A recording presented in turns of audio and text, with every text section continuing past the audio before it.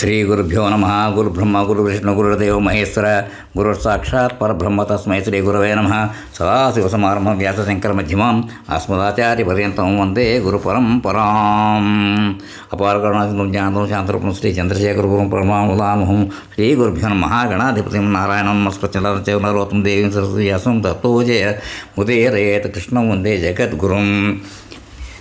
వచన భాగవత పారాయణం ఎపిసోడు 19 చెప్పుకోవాలి. వాళ్ళ 18 ఎపిసోడ్లో ఏం చేసామంటే తృతీయ స్కందం సమాప్తం అయింది అక్కడికి. అంటే ఇటు గరుడుదుడు శ్రీహరి భక్తి తత్పరులు తత్ఫలితంగా వారు ఆ పరమాత్మ కృపకు పాత్రలై భగవచ్చరణ కమలములను చేరుకుందరు అని చెప్పుకున్నాం. అక్కడ అయిపోయింది. ఇప్పుడు వచన భాగవత చతుర్థ స్కందం మొదటి అధ్యాయం స్వయంభూమను పుత్రికల యొక్క వంశంలో వర్ణనము. మైత్రేయుడు వచించను, విదురా, స్వయంభూమను వలన శతరూపేందు ప్రియవ్రతుడు ఉత్తానపాదుడు అన్న 2 పుత్రులే కాక ఆకూతి, దేవహూతి, ప్రసూతి అను 3 కుమార్తెలు జన్మించింది. ఆకూతిని రుచి ప్రజాపతికి ఇచ్చి వివాహం చేశాను. వీరికి ఒక పుత్రుడు యజ్ఞస్వరూపుడు, ఒక పుత్రిక కవలలుగా జన్మించింది. తన 2వ కుమార్తెకు దేవహూతిని కర్దమ ప్రజాపతికి ఇచ్చి పెళ్లి చేశాను. తన 3వ కుమార్తెకు ప్రసూతిని బ్రహ్మదేవుని కుమారుడు దక్ష ప్రజాపతికి ఇచ్చి వివాహం మార్చాను. ఆ దంపతుల సంతాన పరంపర ముల్లోకములందును వ్యాపించాను. కర్దమ దేవహూతుల 9 మంది దేవహూతులు 9 మంది కుమార్తెలను 9 మంది బ్రహ్మర్షులకు ఇచ్చి వివాహములు చేయగా వారిలో మరీచి కళలకు 2 కుమారులు అంటే కశ్యపుడు, పూర్ణిమానుడు కలిగిరి. వారి సంతతి జగత్తంతా నిండిపోయాను. పూర్ణిమానునికి విరజుడు, విశుభుడు అను సూతులు దేవకుల్య అను పుత్రిక కలిగిరి. ఈ దేవకుల్య మరుజనమున శ్రీహరి పాదం నుండి ఉద్భవించిన పవిత్ర గంగా నది. అనసూయ అత్రి మహర్షులకు దత్తాత్రేయ, దూర్వాస చంద్రులు అను 3 కీర్తివంతుల పుత్రులు విష్ణు శివబ్రహ్మ అంశాలతో కలిగిరి. విదురుడు మైత్రేయునితో సృష్టి స్థితి లయకారకులైన త్రిమూర్తులు ఏమి చేయబోయి అవతరించలో విపులముగా తెలుపమని కోరగా ఇట్లు చెప్పసాగాను. అత్రి మహర్షి బ్రహ్మ ఆదేశానుసారము సృష్టి రచనకు పూనుకొని తీవ్ర తపస్సు చేయగా త్రిమూర్తులు ప్రత్యక్షమైనప్పుడు వారిని ఆనంద పారవశ్యంతో అనేక విధములుగా స్తుతించి, నేను సంతానం కొరకే తపస్సు అంటే మనసును ధ్యానం చేస్తూ సమయంలో మీరు చేస్తున్నప్పుడు మీరు వచ్చారు కాబట్టి మీరు రాకగల పరమార్థమేమో వినయముతో తెలియజేయగా చెప్పమని అడిగాడు. అప్పుడు వారు నీకు శుభమగును, మేము మా అంశాలతో నీకు పుత్రులుగా జన్మించము అని వాడు చెప్పారు. వారు దత్తాత్రేయ, దూర్వాస చంద్రులు లోక విఖ్యాతులు కుదురు అని చెప్పి వారు కోరిన వరములను ఇచ్చి తమ తమ స్థానములకు మరలి వెళ్ళింది. అంగ్రేస శ్రద్ధాదేవి దంపతులకు 4 పుత్రికలు, 20 పుత్రులు ఉదర్జుడు, బృహస్పతి కలిగిరి. వారు స్వాలోదిశ మన్వంతములందు మిగుల ఖ్యాతి వహించిరి. హవిభుని విపులస్య ప్రజాపతి దంపతులకు అగస్త్యుడు, విశ్రవసుడు అను పుత్రులు జన్మించిరి. ఈ అగస్త్యుడు తలవాజన్మయందు జఠరాగ్నిగా ప్రసిద్ధి వహించిన. విశ్రవసుడు మహాతపస్సుగా వాసిగాంచిన. విశ్రవసుకు 20 భార్యలు. ఎలబెలయందు కుబేరుడు, కైకసేందు రావణ, కుంభకర్ణ విభీషణులు జన్మించింది. కుబేరుడు యక్షులకు రాజయ్యను. ప్రసూతి దక్ష ప్రజాపతులకు 16 మంది కుమార్తెలు కలిగిరి. వారిలో 11 ధర్ముడను వారికి, 1 కుమార్తెను అగ్నిదేవునకు, మరో కుమార్తెను పితృగణములకు, సంసార బంధం రూపమాపుడును లయకారుడైన పరమశివునికి ఇచ్చి వివాహం జరిపాను. మూర్తి ధర్ములకు నరనారాయణ మహర్షులు జన్మించిరి. నరనారాయణులు పరమాత్ముడైన శ్రీహరి యొక్క అంశావతారమూర్తులు. ఈ భూభారమును తొలగించుటకై ఇప్పుడు నరుడు కురువంశంలో అర్జునుడుగాను, యదువంశంలో శ్రీకృష్ణుడుగాను అవతరించిరి. స్వాహ అగ్నిదేవులకు పావకుడు, పవమానుడు, శుచి అను 3 కుమారులు జన్మించిరి. మైత్రేయుడు విదురునితో పూర్వము దక్ష ప్రజాపతి చే యజ్ఞములకు ఋషీశ్వరులు, మునులు, అగ్నిదేవుడు మున్నగు వారు ఇచ్చేసిరి. సభలోని వారు ఆయనకు దక్షిణకు అంటే వినయపూర్వకంగా లేచి నిలబడి స్వాగతం పలికిరి. కానీ బ్రహ్మదేవుడు, పరమశివుడు తమ స్థానం నుండి లేవలేదు. బ్రహ్మదేవుడు తన తండ్రి కానీ పరమశివుడు తన అల్లుడైన లేకపోవడం చేత, నమస్కరించకపోవడం చేత మితిమీరిన అహంకారంతో, కోపంతో అనేక దుర్భాషలాడి అవమానించినను ఆ కైలాసపతి మారు పలకక ఏమాత్రమో తొణకకుండా ఉదాసీనుడై కూర్చునిన్నాను. అప్పుడు దక్షుడు యజ్ఞములలో ఆవిర్భాగమును పొందకుండుగాక అని శపించగా నందీశ్వరుడు బ్రాహ్మణుడు దారుణముగా శపించాను. ఈ దక్షుడు భేదబుద్ధి కలిగినట్టు మూర్ఖుడై పండితుడు పరబ్రహ్మమే శివరూపంగా ఉన్నదను తత్వజ్ఞానం నుంచి విముఖుడైన కాన అనగా దేహాత్మానికి ఆత్మజ్ఞానం కలగదు. దక్షిణ ముఖము మేకపోత ముఖముగా మారిపోవునుగాక.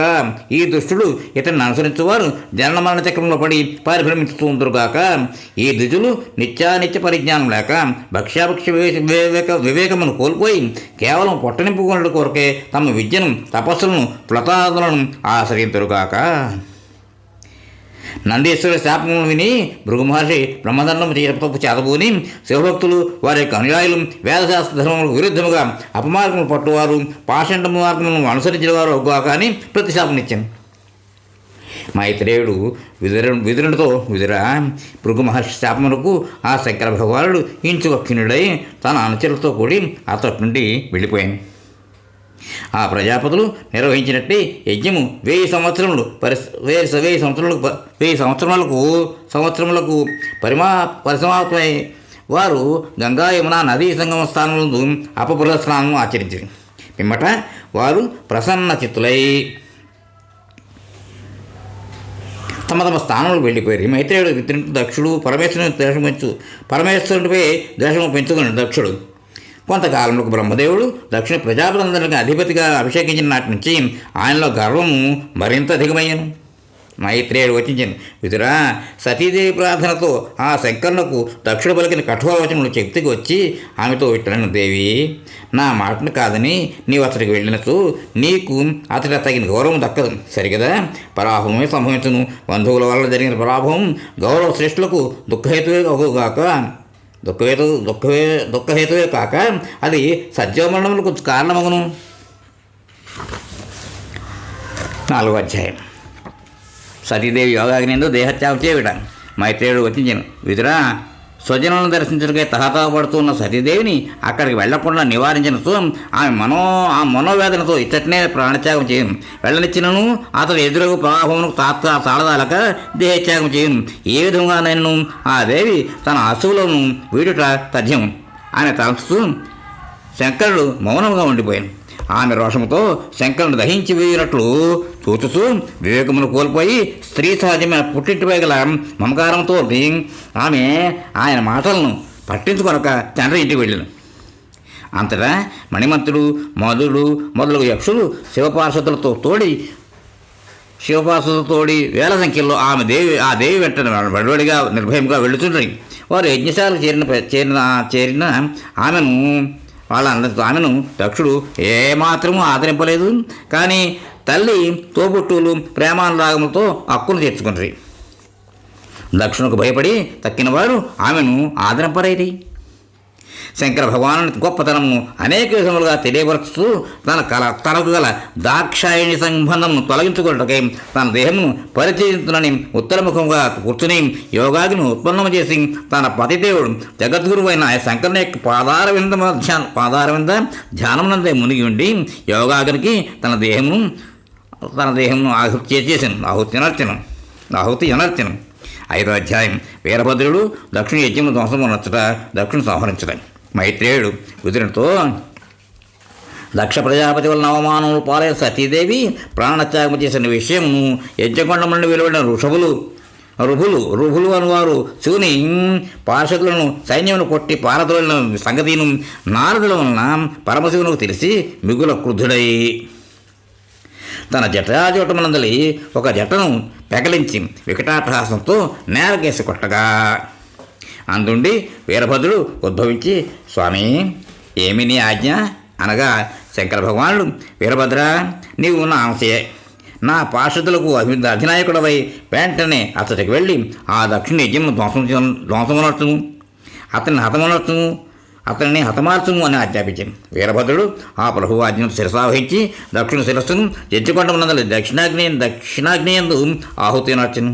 పిమ్మట దక్షిణి యజ్ఞశాలను పూర్తిగా ధ్వంసమర్చి అతడు కైలాసపర్వతంలో చేరాడు. బ్రహ్మదేవుడు దేవగణములు అతడు గల ఋత్విజులు మొదలుగా వారితో దక్షిణ యజ్ఞము యథావిధిగా పూర్తి కావాలని మీరు కోరుకున్నచో ఆ శివుని శాంతపరచకు ఆ స్వామి యొక్క పాదమును ఆశ్రయించుటకు తప్ప మరొక ఉపాయము ఏముండును? ఇట్లు చెప్పి వారిని ప్రజాపతులను పితృదేవతలను వెంటబెట్టుకుని తన సత్యోగలోకము నుండి బయలుదేరి శంకర భగవాన్ని ప్రియనివాసము పర్వత శ్రేష్టము అయిన కైలాసమును చేరి ఒక దివ్య వటవృక్ష మూలమునందు సుఖాసీనులైన శంకర భగవానుని దేవతలు దర్శించిరి. శంకరుడు బ్రహ్మదేవుని రాకను గమనించి తన స్థానం ఆదరపూర్వకంగా లేచి నిలబడాడు. పిదప వారందరికీ శిరస అభివందనం ఆచరించను. మిమ్మల్ని బ్రహ్మదేవుడు తనకు ప్రత్యేక అభివందనం ఆచరించిన చంద్రశేఖరులకు తలహాసపూర్వకంగా ఇట్లు నువ్వు విన్నవించాను. పరమేశ్వర, నీవు ఈ సకల జగత్తులకు స్వామివి. ప్రభు, నీవు సర్వజ్ఞుడవు. పరమపురుషుడు అయిన శ్రీహరి యొక్క దుస్తరమైన మాయ నిన్ను స్పృశింపజాలదు. సకల యజ్ఞములందును హైర్భాగములను పొందుటకు నీకు పూర్తిగా అధికారం కలదు.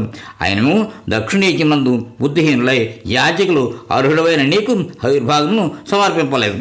సంపూర్ణంగా నా యజ్ఞమును దయతో నీవు ఉద్ధరింపుము. దేవా, నీ అనుగ్రహ ప్రభావమున యజమానుడైన దక్షుడు పునర్జీవితుడు గాక, భగదేవతకు సుదృష్టి ప్రాప్తించుగాక, భృగు మహర్షికి మీసములు గడ్డము వచ్చుగాక, అట్లే పురుషదేవతకు ఎప్పటివలే దంతములు ప్రాప్తించుగాక. రుద్రదేవ, ఆస్త్ర శస్త్రములు ధాటికి భగ్నములైన అంగములు నీ అనుగ్రహం వల్ల వారి వారి అవయవములను నేను యథాస్థితికి వచ్చి వారు ఆరోగ్యవంతులగుదురుగాక. రుద్రదేవ, ఈ యజ్ఞం సంపూర్ణమైన విధప మిగిలినంత నీ భాగము గోక. ఈనాడు యజ్ఞము నీ భాగము చేతనే పరిసమాప్త మగునుగాక. బ్రహ్మదేవుడు ఇట్లు ప్రార్థింపగా శంకర భగవానుడు ఎంతయో ప్రసన్నుడైన పిమ్మట ఆ స్వామి నవ్వుతూ వినుము అని పలికాను. బ్రహ్మదేవ, భగవన్మాయకు వసులైన అజ్ఞానుల అపరాధము వచ్చి నేను స్మరింపను. కేవలం వారి అపరాధముకు తగిన శిక్ష విధింపబడినది. దక్ష ప్రజాపతి శిరస్సు దగ్ధమైపోయినది కనుక అతని మొండెములకు మేకపోత ముఖము అమర్చబడుగాక. భగదేవత తన యజ్ఞభాగమును మిత్రుడైన దేవత యొక్క స్నేహితులతో చూచునుగాక. పురుషదేవత తన యజమాని యొక్క దంతములతో పిష్టమును భుజించుగాక. అన్యదేవతలు మిగిలిన యజ్ఞభాగమును నాకు సమర్పించుకున్నట్టుకై నిశ్చయించుకొనిరి. ఇక్కడితో ఈ ఎపిసోడ్కి విరామం ఇద్దాం. తర్వాత కంటిన్యూ చేద్దాం. స్వస్తి.